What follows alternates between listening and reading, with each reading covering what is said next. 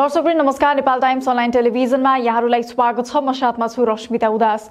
सुनसरीको कोशी गाउँपालिकाका एक कृषि फर्ममा बर्ड फ्लू रोग फैलिएको पुष्टि भएको छ। हाँस पालन गरिएको कोशी गाउँपालिका 6 तुम्ब्याही स्थित सप्तकोशी कृषि फर्ममा बर्ड फ्लू पुष्टि भएको छ।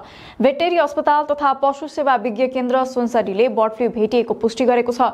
कार्यालयका अनुसार फर्ममा अन्डा पार्ने 500 वटा ठूला हाँस रहेकोमा 450 वटा 1.5 महिनाको बच्चा हाँस थिए। त्यसमध्ये ठूला मात्रै 250 वटा मरेका छन् भने सानो 250 वटा मरेका छन्।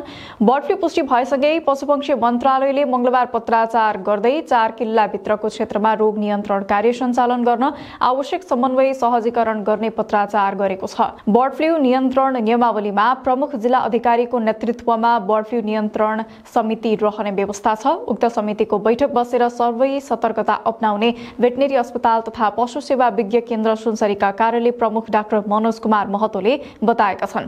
डिस्पोज गर्नका लागि काठमाडौँको विज्ञ टोली पनि आउनेछ। माघको अन्तिम सातातिर उक्त फर्ममा धमाधम हाँस मर्न थालेका थिए, तर बर्ड फ्लू भएको आशंका गरिएको थिएन। तर लगातार हाँस मर्न नछाडेपछि पीसीआर नमुना काठमाडौँ पठाइएकामा केन्द्रीय पशुपक्षी रोग परीक्षण प्रयोगशालामा बर्ड फ्लू पुष्टि भएको थियो। हाँसमा सुरुमै लक्षण नदेखिने र एकैपटक मर्ने खालको हुने महतो बताउँछन्।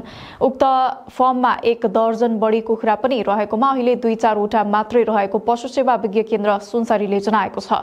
बर्ड फ्लू एभियन इन्फ्लुएन्जा भाइरसको छोटकरी रूप हो। यो भाइरसको पूरा नाम हाइली पैथोजेनिक एभियन इन्फ्लुएन्जा अर्थात् H5N1 हो। बर्ड फ्लू कुखुरा र पंक्षीहरूको अति संक्रामक रोग हो। यो जतिबेला जहाँ पनि फैलन सक्छ। बर्ड फ्लू कुखुरा, हाँस, टर्की र जंगली चराचुरुङ्गीमा लाग्ने सरुवा रोग हो। यो रोग मानिसमा पनि सर्न सक्छ। यो रोग सर्वप्रथम सन् 1978 मा पंक्षीमा र सन् 1997 मा मानिसमा देखिएको थियो। थाइल्याण्ड, बंगलादेश र इन्डोनेसियामा यसले विकराल अवस्था निम्त्याएको छ। खोकीको संक्रमण जस्तै हो बर्ड फ्लू, जसले कुखुरा तथा पंक्षीहरूमा विभिन्न समस्या निम्त्याउँछ। बर्ड फ्लूको भाइरस कुखुराको मासु, प्वाख, सिगान, र्याल, सुली, दाना, अन्डा राख्ने क्रेट, दाना राखेको बोरा आदिको सम्पर्कबाट सर्दछ। यो भाइरस अत्यन्त द्रुत गतिमा फैलन र धेरैको ज्यान लिन सक्ने भएकाले बर्ड फ्लूलाई प्राणघातक रोग पनि भनिन्छ।